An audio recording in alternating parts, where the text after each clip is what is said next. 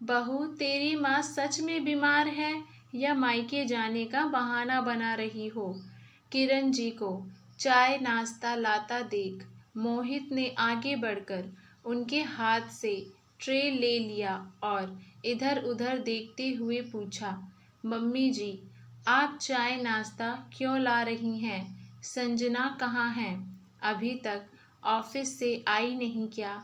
आजकल उसका आना और जाना समझ में ही नहीं आता।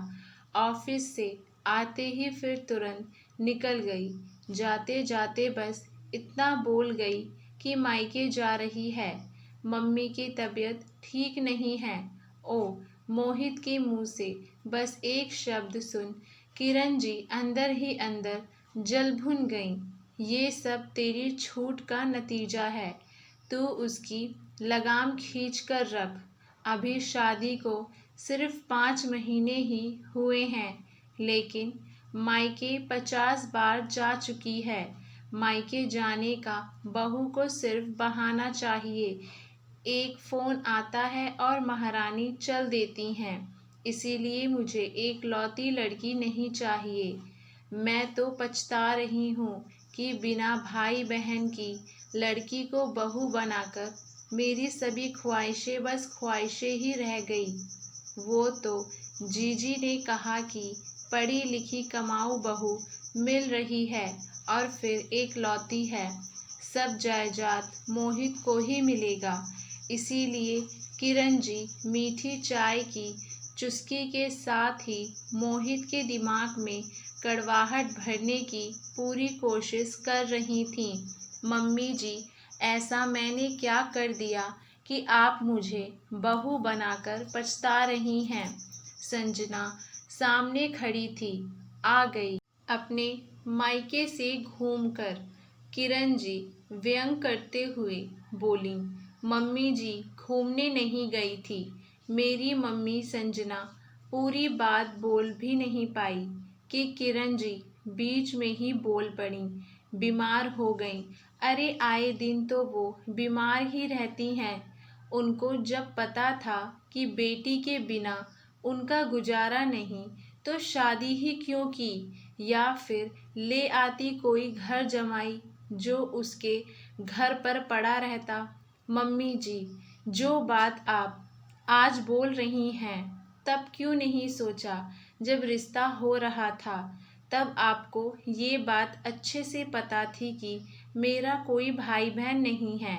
उस समय मैंने आप लोगों से खुद ही साफ साफ कहा था कि शादी के बाद भी मैं अपने मम्मी पापा की जिम्मेदारी निभाती रहूंगी। तब आपने ही आगे बढ़कर कहा था कि हमें कोई ऐतराज़ नहीं, तुम कभी भी अपने मायके जा सकती हो। तो फिर अब आप हंगामा क्यों कर रही हैं? किरण जी की बातों से संजना को गुस्सा आ गया तो उसने भी गुस्से में सुना दिया।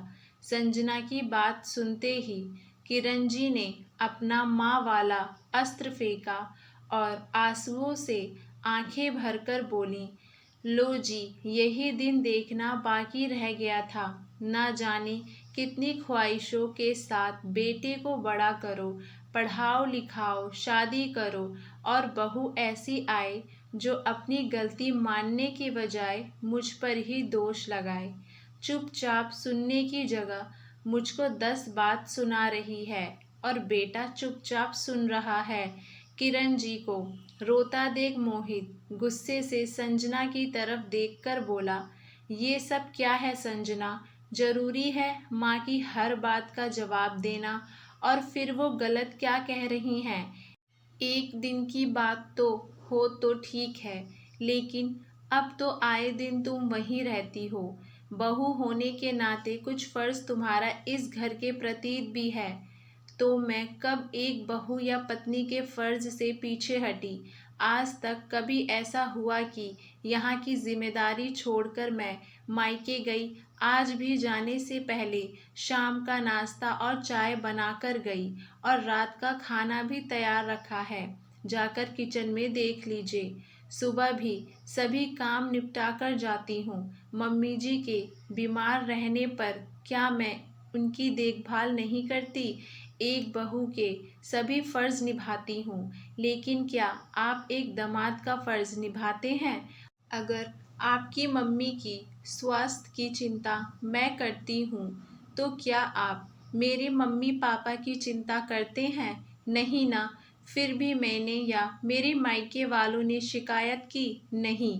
जबकि विदाई के समय मेरी मम्मी का हाथ पकड़कर आपने ही कहा था कि आज से मैं आपका बेटा हूँ। आप लोगों के कहने और करने में बहुत फ़र्क होता है, लेकिन मैं ऐसी नहीं हूँ। संजना रुआसी होकर बोली और कमरे में चली गई।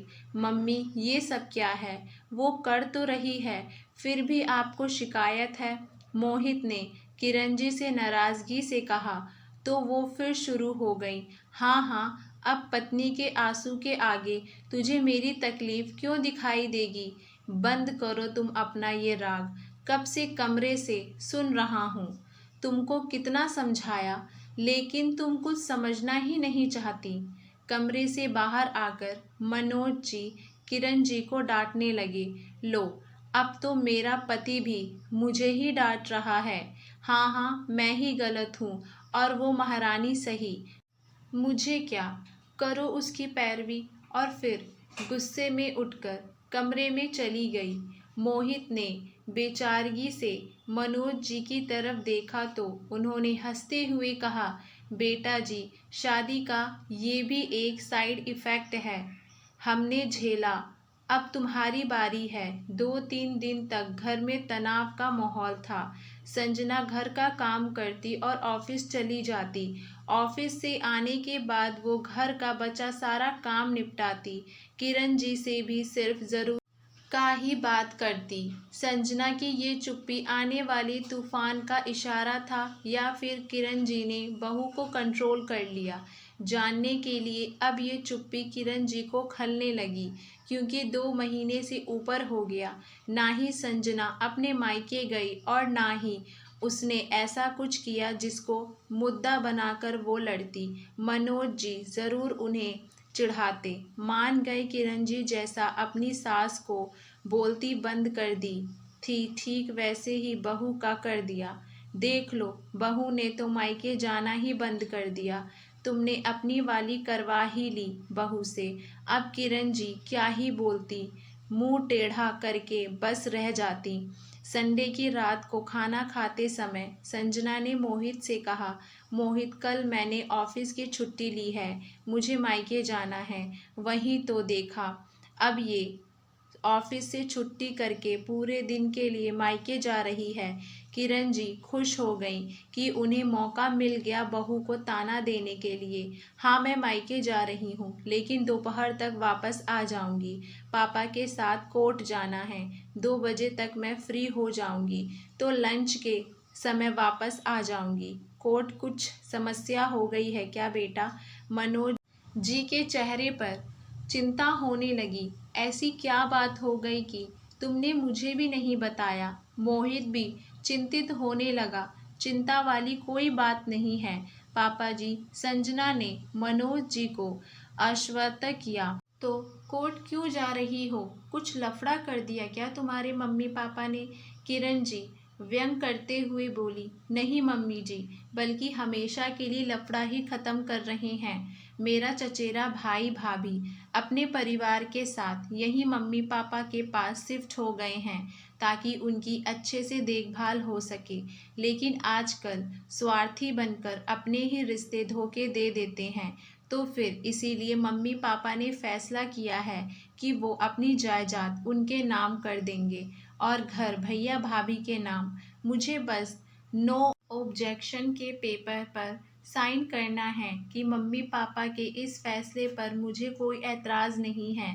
संजना की इस बात पर किरण जी के हाथों से चम्मच छूट गया। सठिया गए हैं तुम्हारे मम्मी पापा, उनका दिमाग खराब हो गया है। किरण जी लगभग चिल्लाते हुए बोली, मम्मी जी प्लीज़ तमीज़ से बात कहिए। आप मेरे मम्मी पापा के लिए इस तरह नहीं बोल सकती। संजना भी गुस्से में बोली। मनोज जी ने किरण जी को चुप कराया और आराम से संजना से पूछा, बेटा, इतना बड़ा फैसला लिया, कोई ठोस वजह रही होगी? हाँ पापा जी, अब आप लोग ये बात अच्छे से जानते हैं कि मैं अकेली बेटी हूँ, लेकिन अब मैं उनकी देखभाल नहीं कर सकती। इसीलिए मैंने चाचा से बात की। उनका छोटा बेटा बबलू भैया और भाभी मम्मी पापा की जिम्मेदारी लेने को तैयार हो गए। उनकी आर्थिक स्थिति बहुत अच्छी नहीं है। वैसे भी एक पुरानी कहावत है कि जो जिम्मेदारी लेगा और सेवा करेगा वही हिस्सेदार बनेगा। अब जब मैंने उनके प्रति सभी जिम्मेदारियां और सेवा से मुंह मोड़ लिया, तो उनके हिस्सेदारी पर भी मेरा कोई हक नहीं रहा। इसीलिए मैं कोर्ट में जाकर एनओसी पर साइन करके अपना हक छोड़ रही हूँ। संजना के इस धमाके से किरण जी सन्न रह गईं। लेकिन इतनी बड़ी बात हो गई, तुमने मुझे बताना भी ज़रूरी नहीं समझा। मोहित संजना पर गुस्सा होने लगा। ज़रूरी, जब भैया भाभी रहने के लिए आने वाले थे, उससे पहले मैंने तुम्हें बताना चाहा था, लेकिन तब तुमने ही कहा था कि अपने मायके की बातों से मुझे दूर रखो। और मम्मी जी को कुछ कैसे बताती, मेरे मायके का सिर्फ नाम लेने से ही भड़क जाती हैं, जैसे अभी थोड़ी देर पहले भड़क गई थी। तुमने ही मुझसे कहा था मोहित की मम्मी को मेरा मायका जाना पसंद नहीं, इसीलिए ये कोई सल्यूशन निकालूं, तो निकाल दिया। फिर क्यों आप लोग नाराज़ हैं? संजना ने व्यंग किया। ये सल्यूशन निकाला है, इसमें तो तुम्हारा ही नुकसान है। मोहित के चेहरे पर खींच साफ दिख रही थी। नुकसान कैसा? मैंने पूरे घर में सीसीटीवी कैमरा लगवा दिया, जिससे मैं अच्छे से सब पर नज़र रख सकूंगी। वैसे तो भैया भाभी ही हैं, और जब भी ज़रूरत पड़ेगी मैं भी जाती रहूंगी। मुझे नहीं लगता कि अब शायद मम्मी जी को मुझसे कोई शिकायत होगी। संजना ने खाने की प्लेट उठाई और किचन में जाने लगी। अरे हर महीने सैलरी दे दे, जायदाद कौन खिलाता है? किरण जी की आंखों में जायदाद जाने का दुख साफ दिख रहा था। मम्मी जी, आपने कुछ कहा? संजना ने किरण जी का धीरे से बुदबुदाना सुन लिया था। नहीं, कुछ नहीं, किरण जी मुंह बनाकर बोली, और इससे ज़्यादा बोलने लायक बची ही कहाँ थी। बहू को कंट्रोल कर रही थी, लेकिन अपने पैर पर खुद ही कुल्हाड़ी मार बैठी। उम्मीद करती हूँ आप सभी लोगों को हमारी ये कहानी पसंद आई होगी। आप लोगों की इस कहानी को लेकर क्या राय है, हमें नीचे कमेंट बॉक्स में अपनी राय ज़रूर बताइएगा। और हमारे चैनल वानी वॉइस को लाइक शेयर सब्सक्राइब करना ना